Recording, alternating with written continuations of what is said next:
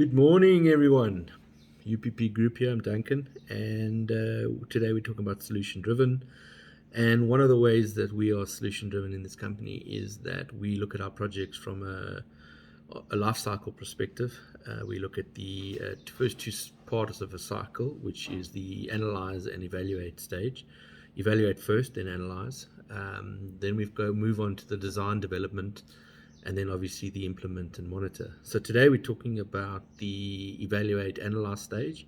It's the first stage of any project. It's when you gather all the information. So basically the brief from the client.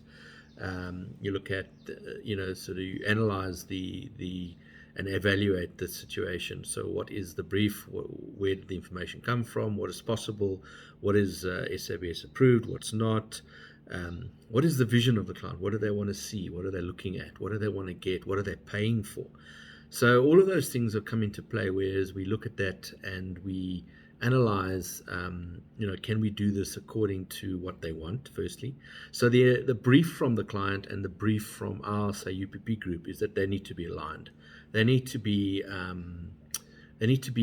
sort of favorable for each part or each company, so that we can uphold the standard, and obviously our values in this company are that we uphold 100% on a thing, and it's good for the client to know our values, to know that where we're coming from and why we want to do such a good, because we don't want to just give them a job or a project and then later on they're left with all the problems and that we don't come back and we don't sort out. So I'd rather get the stuff done right in the beginning. So evaluate analyze is a great stage in any life cycle project, but it's the most important stage. It's the one where you gather information and you do your homework. You analyze what you've been given, and then you come up with a budget, or you're given a budget, but you look at the budget and say, can we do this or not?